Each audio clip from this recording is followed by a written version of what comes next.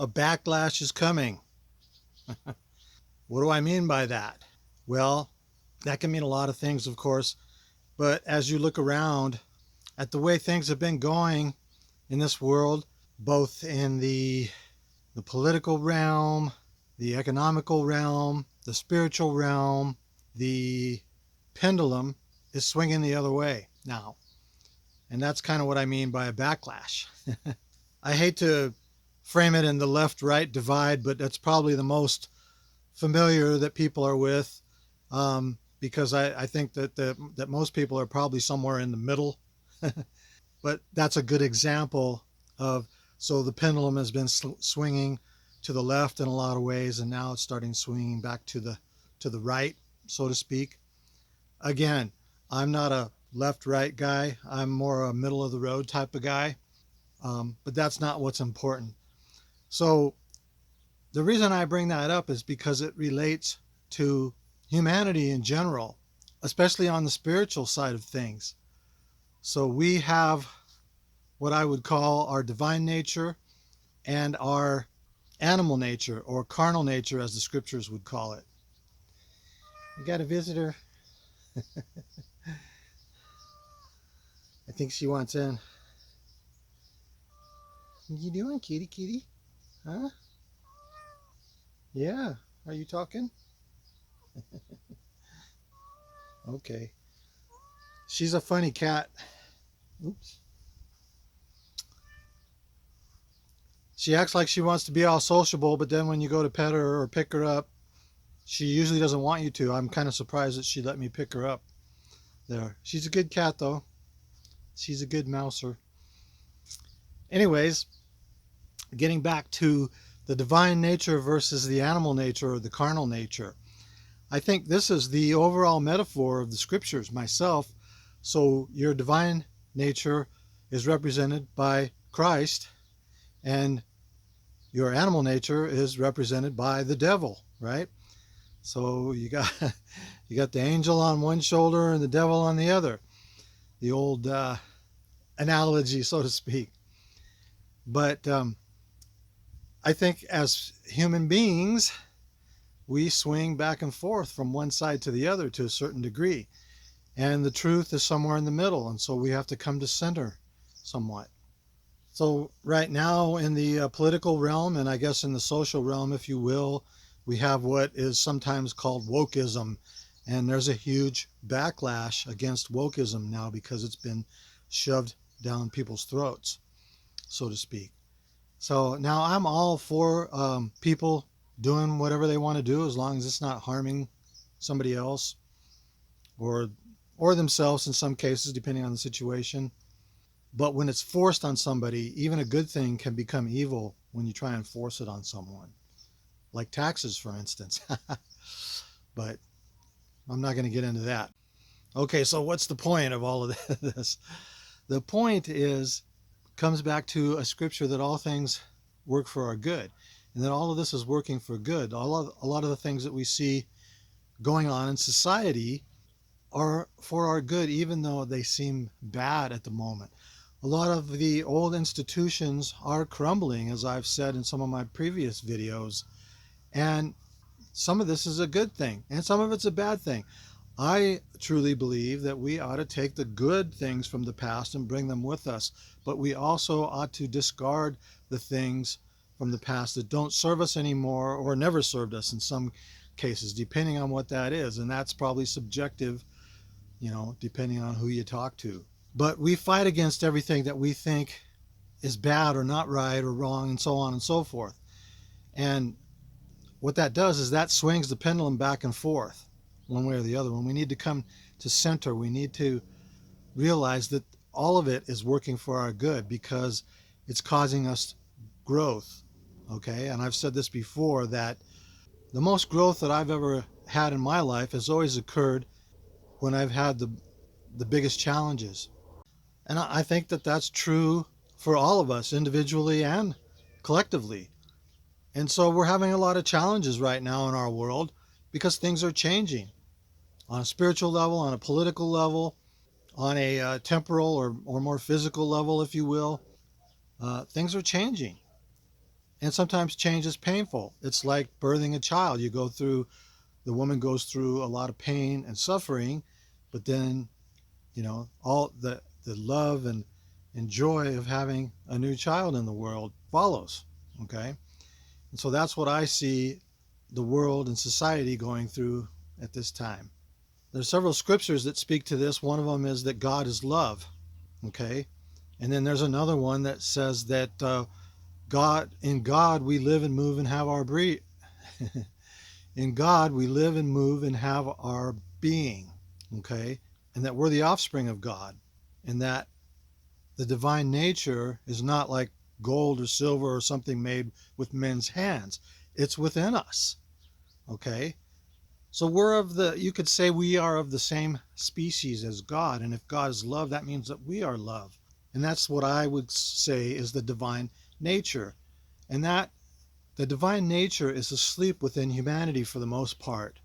Okay. But it probably is what allows us to be kind to one another, to love our spouse, our children, and our family and friends and so on. And, but we seek balance. We seek the divine nature. It's it's our nature. And to me, that's probably the center point or the 0 point, if you will, between the two extremes, left, right, you know, good, bad, divine, carnal, and so on. And so that's what we're doing here. And we're here experiencing the opposite of love in a lot of cases, but we're also experiencing love in many cases. But are we truly experiencing our divine essence or the love of God? Now, if you listen to a lot of NDE experiences, like I have, hundreds of them, or read about them, the vast majority of them say that they experience this unconditional love that you can't even describe here on earth. And it's incomparable to the love that we understand here on earth. Probably the closest would be maybe love for a spouse or for our children, or a family member. Anyway, so again, what's the point? The point is to not get caught up in the left-right divide, so to speak, I guess, and to keep moving forward. Don't get caught up in the anger and the division and the hatred and so on. We got to fight against this. We got to do everything we can to stop this and that and so on and so forth. Now, I'm not saying that that's totally unnecessary at all times, but it's the old saying, he who lives by the sword dies by the sword. Whatever you are in resistance to or fighting against, you usually get more of it. It's like all these wars that we've had in the 20th and now in this century and throughout our history. I can remember, well, even World War II, let's say, let's talk about that for a second. World War II, they thought, oh, we'll be home, our guys will be home in 6 months to a year, Well, 4 or 5 years later, so violence begats violence, as the scriptures would say in the old King James version, or hate brings more hate, or love brings more love, okay? Gratitude brings more things to be thankful for. So again, another point is to focus your energy on what you want, and you'll get more of it, not against what you don't want. And that's one of the big secrets that humanity as a whole has yet to learn, because something bad happens, right? And emotions get high and energy and we want to fight against it. And so we're focusing all our energy on it, and we're actually feeding that thought form, and it grows and we get more of it. And I've used this analogy before. It's the trouble comes in bunches. You ever heard that saying or something similar to that, right? So you get up in the morning to go to work and something goes wrong. The washing machine didn't finish the wash, or the dryer broke down and didn't dry the clothes, so you got nothing to wear. So now you're stressed, so you got to wear something maybe that's dirty or that's old that you didn't want to wear. So you get in the car, and you're stressed, and you're like, okay, and then you get a flat tire, right? Now you're really pissed.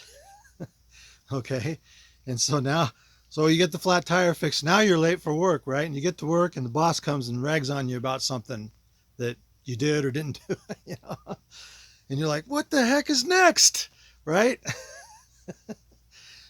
Sound familiar? We've all been through that. Okay.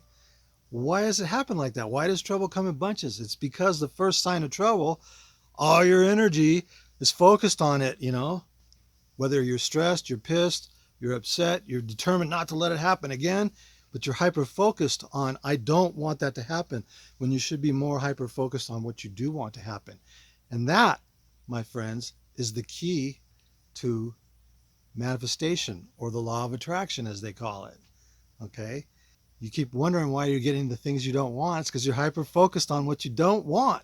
I don't want that. I don't want that. I don't want that. When you should be hyper focused on what you do want and visualizing the outcome of that as if you already have it. And there's another scripture that speaks to that. And it's actually the key to how to pray. And I have a video. And I think it's entitled "You've Been Praying Wrong" or something to that effect. And I'll link it in the description or in the comments.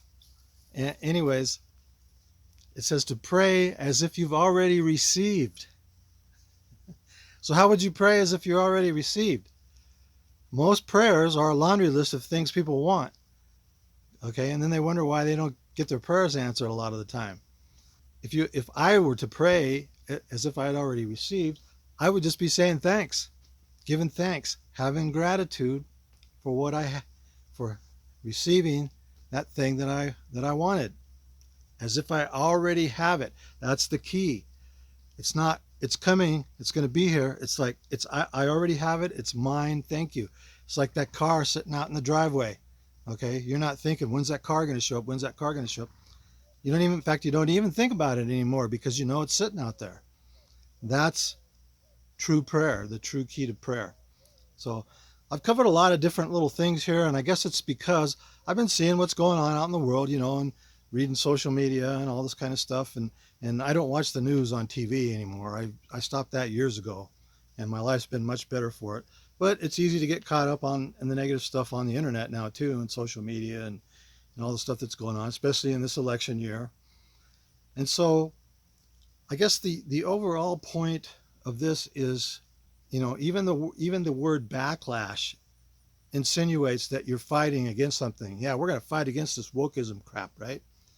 No, don't need to fight against it. Ignore it, right? And focus on what you want.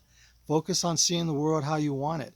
If more people could do that, we could have that golden age that's been sought after for millennium by all the scriptures of many different cultures, and and of course the Christian scriptures and so on. So change your mind, change your life, right? All right. How about collectively change our minds and change the world? Okay. And the political divide, I mean, there's people that understand this, but don't have the best of intentions. That they understand what I'm telling you, and the political divide is designed to keep you divided and fighting against stuff, and we keep getting more of it. So think about that, my friends. And if you don't agree with me, that's okay. I get it. I wouldn't agreed with that a certain amount of time, but just do yourself a favor, or do me a favor, or do yourself a favor, and contemplate that one. Why do we keep getting more of what we don't want? And consider my suggestion that it's because we're hyper focused on it. That doesn't mean that we shouldn't be aware of problems and vigilance and work towards correcting them. But one of the ways that we can work towards correcting them is not focusing our energy on them so much, and focusing the energy on the solutions, or a new model. The old Buckminster Fuller thing, don't fight against the old. That's not how you overcome it. You create a new model that makes the old obsolete. And that's what we want to do as a society. We want to make the old model obsolete and come up with a new model that's based on love, peace, working together and expanding our consciousness and our mind and our ability as a human race to move beyond our legacy of wars and division and so on. We've come a long way, but we've got a long ways to go. And we're at a turning point, and there's a lot of people waking up. to their divine nature to a certain degree, maybe not fully, and I don't know that I'm fully awake to it. I'm aware of it though, and becoming aware is the first step, and I try to live by that. All right, my friends, I'm going to leave it at that. Peace out.